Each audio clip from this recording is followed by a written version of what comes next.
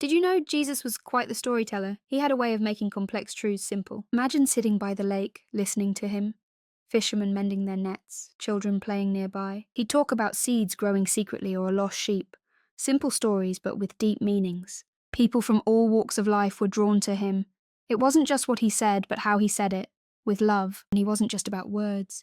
His actions spoke volumes about compassion and love. Sometimes I think about how to bring that same energy into our community. How to make those teachings alive today. It's all about connection, isn't it? Teaching, learning, growing together in faith and love. On that mountainside, Jesus shared wisdom that would echo through the ages. Blessed are the poor in spirit, he began. He spoke of the kingdom of heaven, of comfort for those who mourn, and of the earth belonging to the meek. Imagine the crowd listening intently. Such revolutionary ideas delivered with such grace. Blessed are those who hunger and thirst for righteousness, he said. A call to always seek justice and truth. He talked about mercy, purity of heart, and making peace, qualities that seem so needed in our world today. And then the promise of blessing, even in the face of persecution for doing what's right. Such courage in those words. How do we live out the Sermon on the Mount today? It starts with small acts of kindness, understanding, and love. Consider the Beatitudes as Jesus' way to flip the script on what it means to be blessed. Blessed are the poor in spirit, recognizing our deep need for God. That's where we find true riches. And those who mourn, it's a promise that their sorrow isn't unnoticed. Comfort will find them. The meek, the gentle souls, they're the ones who will truly inherit the earth. Such a beautiful paradox. Hunger and thirst for righteousness. Imagine a world where this was everyone's deepest desire. Mercy begets mercy. To forgive is to unlock a prison and realize the prisoner was you. Pure in heart, now that's a journey. To see God in everything and everyone, what a vision. Peacemakers, they're God's children, all right.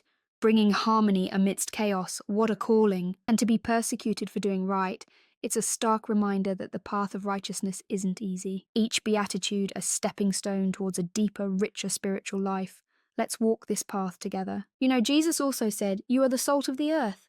It's quite fascinating when you think about it. Salt enhances flavour, right? So, in a way, he's calling us to bring out the best in the world around us. And preserving what is good, that's equally important. It's about making a positive impact, however we can. Then, there's the part about being the light of the world. It's a powerful image, isn't it? A single lamp can brighten a dark room. Imagine the collective light we can bring to the world's darkness. Shining with goodness, showing others the way to God. It's a call to live out our faith openly and boldly. It's not always easy, of course. There are challenges, but that's what makes the journey worthwhile. Think of it as a daily mission. Ask yourself, how can I be salt and light today? Every act of kindness, every moment of truth adds flavour and illumination to our world. So let's embrace our role. Let's be the seasoning that brings out the earth's richness, the beacon that guides others to love and hope. You know, the golden rule, do to others what you would have them do to you, is such a powerful guide for our lives. It's simple. Yet it encompasses so much of Jesus' message of love and compassion. Imagine if everyone lived by this principle, how much kindness and understanding would fill our world. Challenges us, doesn't it? To put ourselves in another's shoes before we act or speak. Treating others with respect. Offering help without waiting to be asked. These are the ways we embody this rule. Just about avoiding harm or being nice.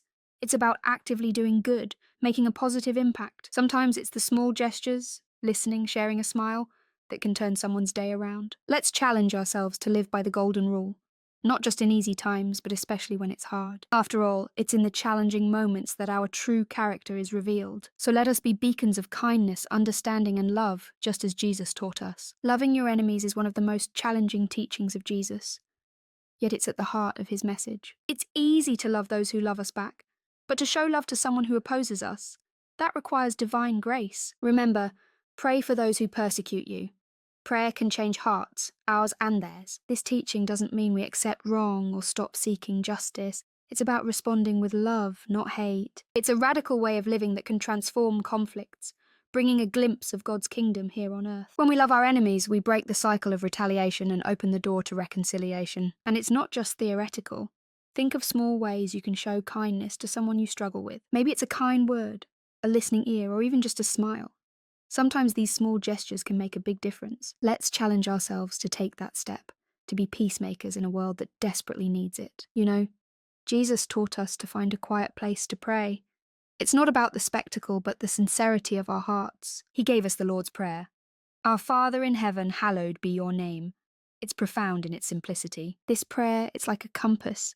It guides us back to what's important, our relationship with God. He also said to trust God for our needs. It's not always easy, but it's about faith. Look at the birds, free and unfettered. Jesus used them to teach us about God's care. We're worth so much more. And the flowers, they don't worry about their beauty. Yet, look how beautifully they're clothed. A lesson in trust. Worry can consume us, but Jesus said, seek first the kingdom of God. It's about prioritizing our spiritual life. Imagine living without worry, fully trusting God for every need. It's liberating. Prayer and trust in God, they go hand in hand. It's a daily journey, one step at a time. Let's challenge ourselves to really live this way, trusting in God's provision and care. At the end of his sermon, Jesus shared this compelling story about two builders. One chose to build on rock, while the other on sand. A vivid illustration of wisdom versus folly. The rains came, the winds blew.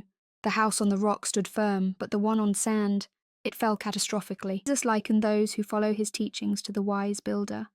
Their lives, built on a solid foundation, can withstand any storm. It's a reminder to us, isn't it, to ground our lives in faith in his teachings.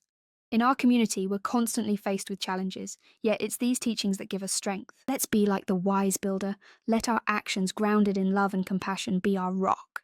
Every kind word, every act of service is a brick in the foundation of a life well lived. So I challenge you, my friends.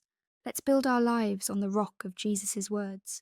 Let's be beacons of hope in a troubled world.